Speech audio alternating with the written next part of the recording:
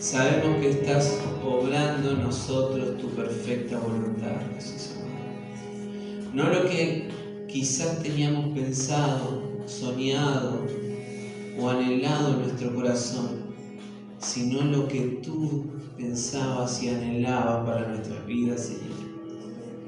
Esa es tu perfecta voluntad, Señor amado. Cuando dejamos que tú manejes nuestra diario vivir, nuestros pasos, Señor, esa es tu perfecta voluntad, Padre. Te pedimos en esta mañana, Señor, que bendigas cada corazón, Señor, de los que hoy están aquí, de los que hoy no podemos ver, Señor, de los que lo están viendo, Señor, por las plataformas.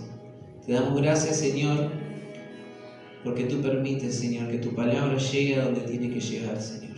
Te damos gracias, Señor, y dejamos todo lo que sigue en tus manos, Señor. Amén y amén. Vamos a los bifes, vamos derecho a la palabra de Dios. Vamos a ver los que tienen, o enciendan en su celular, 2 de Corintios, capítulo 12, vamos a estar leyendo.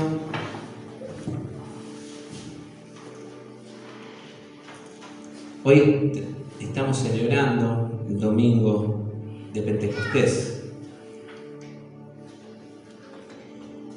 Y el Pentecostés, bueno, todos conocen o tienen una idea de lo que es, ¿no? Lo que el Señor hizo ese día, lo que mandó el Señor, mandó su Espíritu Santo para que se quedara eternamente con nosotros, que no nos dejara huérfanos, porque Jesús tenía cuerpo de hombre, no iba a poder estar hasta ahora, Él tenía que dejar este mundo para que venga su Espíritu, y Él sí iba a poder estar todo el tiempo, iba a estar en todos los lugares al mismo tiempo, y donde nosotros necesitáramos de Él, Él iba a estar con nosotros, y Él está con nosotros. Hasta cuando nosotros no lo hacemos partícipe, Él está también. Él busca estar con nosotros. Y vamos a la palabra de Dios. Tiene un título en mi Biblia que dice El aguijón en la carne. Y dice: ciertamente no me conviene gloriarme, pero vendré a las visiones y revelaciones del Señor. Sé de un hombre en Cristo que hace 14 años, si en el cuerpo no lo sé, si fuera del cuerpo no lo sé, Dios sabe, fue arrebatado hasta el tercer cielo. Y sé que tal hombre, si en el cuerpo o fuera del cuerpo no lo sé, Dios lo sabe, fue arrebatado al paraíso y oyó palabras inefables que no le es permitido al hombre expresar. De tal hombre, me gloriaré, pero de mí mismo en nada me gloriaré, a no ser en mis debilidades. Sin embargo, si quisiera gloriarme, no sería insensato, porque diría la verdad, pero me abstengo de ello, para que nadie se forme de mí una idea superior a lo que en mí ve u oye en mí, y para que por la grandeza de las revelaciones no me exaltase desmedidamente. Me fue dada una espina en mi carne, un mensajero de Satanás, que me abofetee para que no me enaltezca de sobremanera, respecto a lo cual 3 veces he rogado al Señor que lo quite de mí, y me ha dicho: bástate mi gracia, porque mi poder se perfecciona en la debilidad. Por tanto, de muy buena gana me gloriaré más bien en mis debilidades, para que habite en mí el poder de Cristo. Por lo cual, por amor a Cristo, me complazco en las debilidades, en las afrentas, en la necesidad, en las persecuciones, en la estrechez, porque cuando yo soy débil, entonces es que soy fuerte. Vamos a orar al Señor. Señor Padre amado, te pedimos en esta hora que estés bendiciendo nuestros corazones, Señor. Que estés abriendo los oídos de nuestro corazón, Señor, para que esta palabra no vuelva vacía, Señor, sino que toques donde tienes que tocar, Señor. Que quebrantes lo que tengas que quebrantar, algún pensamiento, alguna idea errónea, Señor. Pero que en esta hora podamos, Señor, recibir tu palabra, Jesús. Te damos gracias. Amén y amén. La palabra comienza hablando de una persona que el que escribe, todos sabemos que la epístola a los Corintios fue escrita por Pablo, ¿no? Pero en ningún lado dice que el que escribía era Pablo. El que hablaba era Pablo, pero había otro que escribía, ¿sí? Por historia se cree que era Juan, que era otro apóstol que estaba con él y que él le escribía. Pero que Pablo hablaba y él era el que escribía. Y acá está hablando de una persona que conoce a una persona de hace 14 años. Pablo está hablando de su testimonio. Pablo, antes no era Pablo, antes era Saulo. Y Saulo era un asesino de cristianos. Una persona que buscaba a los cristianos para matarlo. ¿Por qué? Porque la idea que estaban empezando a circular de este supuesto Dios, él no la compartía. Pablo era una persona totalmente erudita, en todo tenía conocimiento. Saulo, primero era Saulo. Hasta que tuvo un encuentro con Dios, tuvo un encuentro con Cristo. Acá está hablando 14 años después de ese encuentro. Y ese encuentro dice que no solamente lo tuvo ahí, sino que fue arrebatado. ¿Qué significa ser arrebatado? Quitado del lugar, tomado del lugar.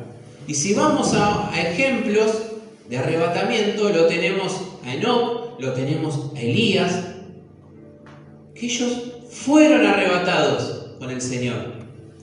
Pero Saulo, fue arrebatado y fue traído de nuevo para dar lo que tenía que dar. Saulo tuvo que verlo cara a cara a Dios, y dice que hasta lo que se hablaba ahí en el tercer cielo, como describe, el tercer cielo no es por el grupo musical. Tercer cielo se le dice porque los judíos lo separaban por cielos. El primer cielo es el que nosotros vemos, el celestito, las nubes. El segundo cielo es que es donde se alojan los ángeles, donde están los querubines. Y el tercer cielo es el lugar donde está Dios. Entonces Saulo fue llevado. Me encanta porque están todos haciendo el cine. Saulo fue llevado al tercer cielo, directamente a verlo a Dios. Y es ahí donde cuando vuelve Saulo queda totalmente ciego, o sea, con escamas en sus ojos. Por haber visto tal gloria, no podía ver, llegó y estaba ciego. Tuvo varios días así hasta que se cayeron solas las escamas. Pero Pablo está hablando de que él tuvo un encuentro con Dios y sin embargo, más abajo leemos que tenía un aguijón en la carne. ¿Puesta por quién? ¿Por Dios? No, acá dice que, acá vamos a leerlo. Versículo 7. Me fue dada una espina en mi carne, un mensajero de Satanás. Pero siempre tuve una idea, o me hicieron entender, de que este aguijón que Pablo tanto habla, porque no lo habla solamente acá, lo habla en varios lados, era una especie de cáncer, una enfermedad que tenía Pablo. Me decían que era así. He escuchado predicas. Pero el aguijón que Pablo tenía era su carne, era su vida que lo llevaba a pecar. Sabía lo correcto, pero él le llevaba su carne a pecar, a errar. Y Pablo le pedía a Dios, me es mejor morirme que antes de seguir soportando esto, porque esto me lleva a errar. Lo que tengo, lo que me da esto, me lleva a equivocarme. Prefiero ya estar contigo, Dios. Llévame con vos.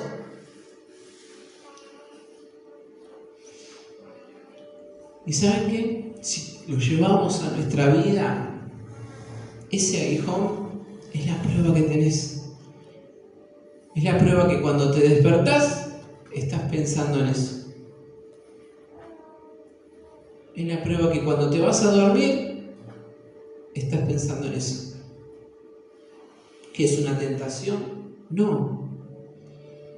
Es lo que te está llevando a quitar el enfoque que tenemos.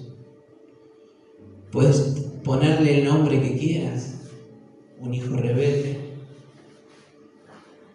Una pareja que no cree igual que vos. Tus padres que quizás están enojados con vos, un familiar. Podemos ponerle el título que queramos a eso que nos está quitando el estar en comunión con Dios. Y eso es lo que Pablo le pedía. Quiero sacar eso. Quiero que ya no esté en mi vida. 3 veces te dice acá que le pidió a Dios.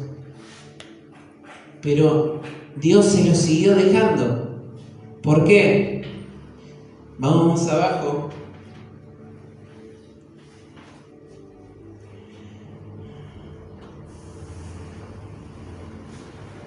A ver, versículo 9 vamos a leer. Dice, me ha dicho, bástate mi gracia, porque mi poder se perfecciona en la debilidad. Cuando somos débiles, cuando estamos en eso que pensamos y decimos, Señor, no quiero más esto. Señor, no aguanto más esto. Es ahí donde el Señor te da la fuerza para que sigas. Y yo he escuchado personas que están con una situación que ya no la aguantan, que ya no saben qué hacer. Esperen que lo voy a sacar.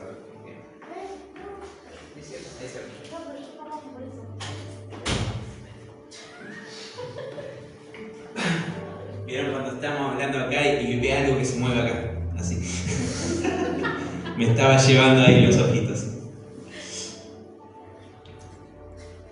Entonces, Dios nos da esa prueba, esa situación, para que nosotros, ¿saben qué? busquemos de Él. Y a veces pensamos, che, pero este Dios, ¿qué se pone contento cuando estoy mal? ¿Él quiere verme mal para que yo me agarre de Él? No. Él no quiere que las pruebas te afecten como te tienen que afectar. Pero sí que cuando lleguen nos abracemos a Él. Y seamos lo único que hagamos es abrazarnos a Él. Y decir, no quiero irme de acá, Dios. No irme de abajo de tus manos. No irme de este lugar donde estoy. No irme de este tercer cielo. Quiero quedarme acá. Tener que aferrarnos a Dios. Hay un ejemplo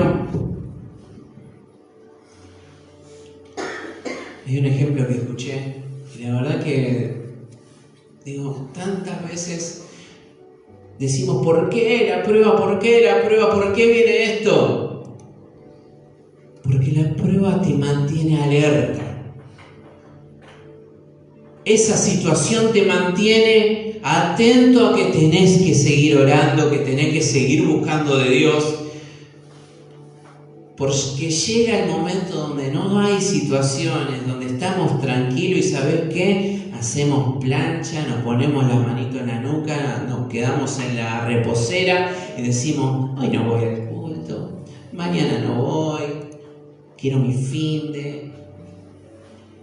Llega a esos momentos donde la pasamos también que decimos, pero si estoy bien, yo tengo mi relación con Dios. Yo hablo con papá en mi casa.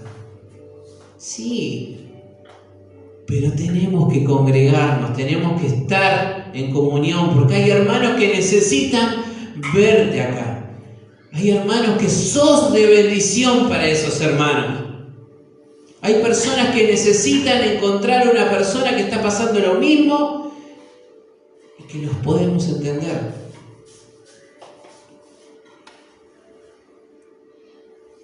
Y este ejemplo habla de que, vieron que los japoneses, ayer Caro estaba comiendo sushi por su aniversario.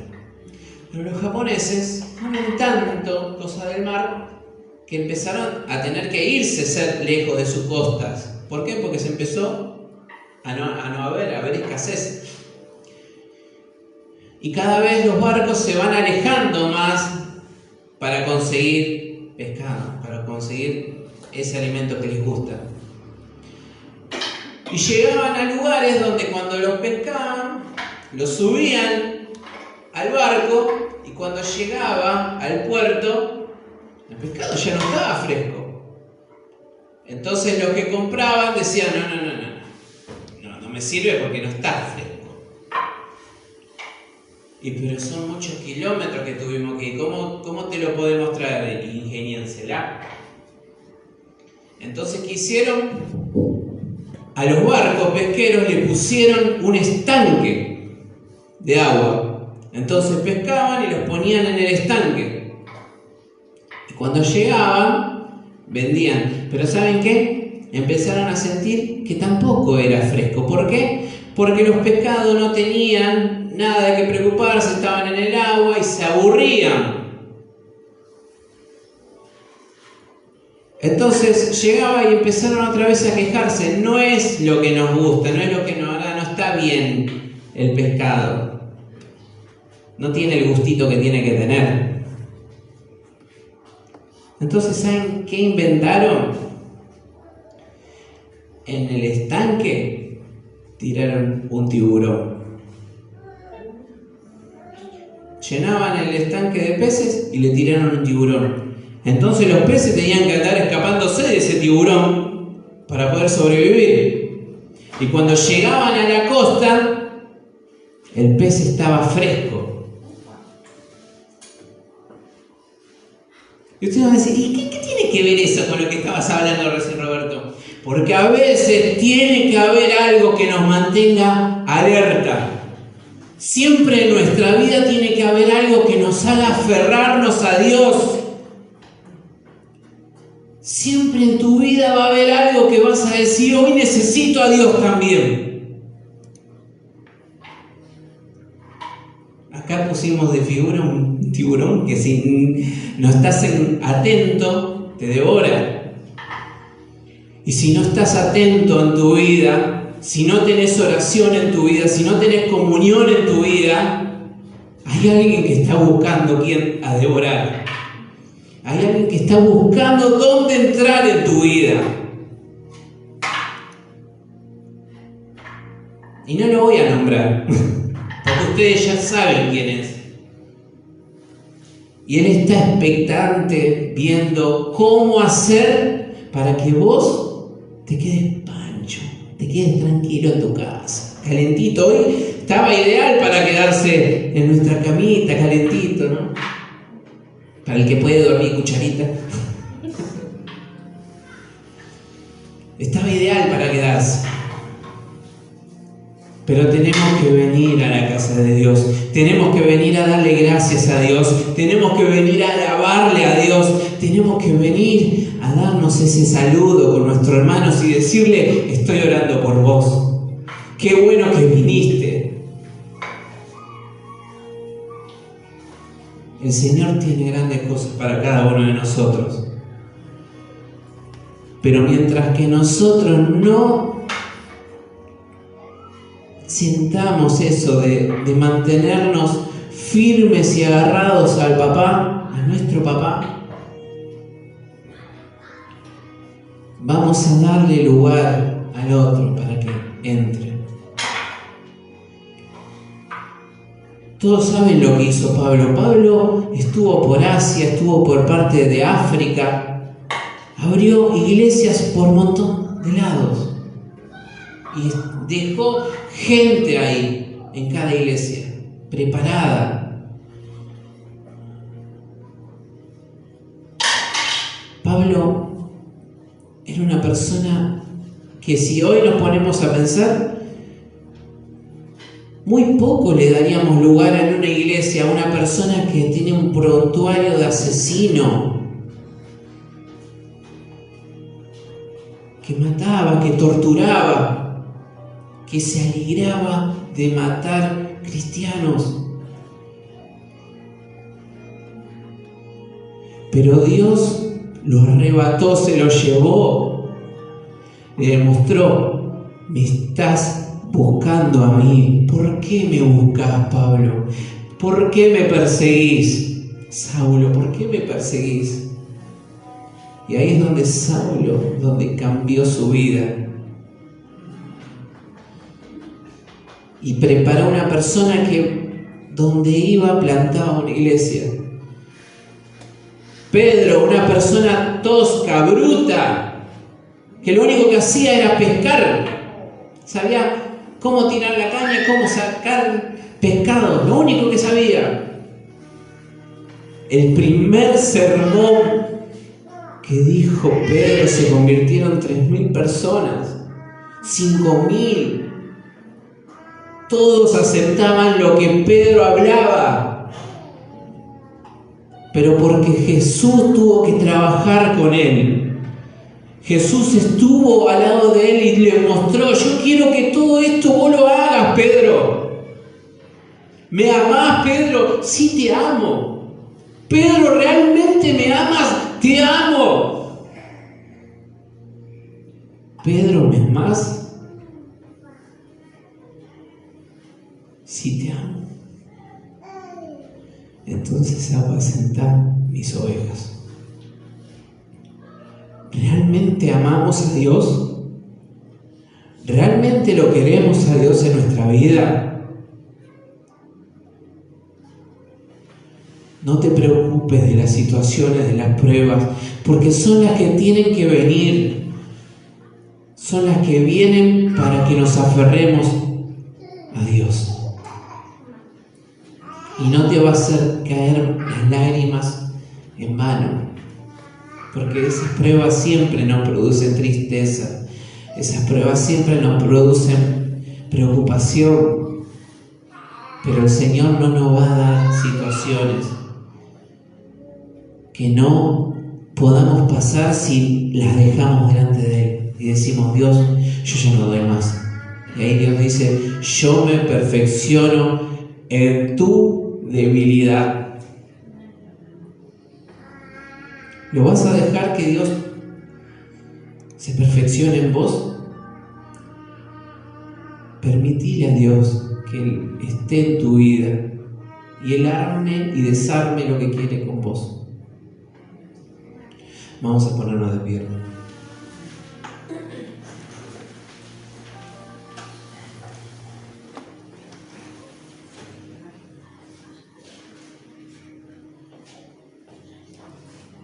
Filipenses 1, 23 y 24.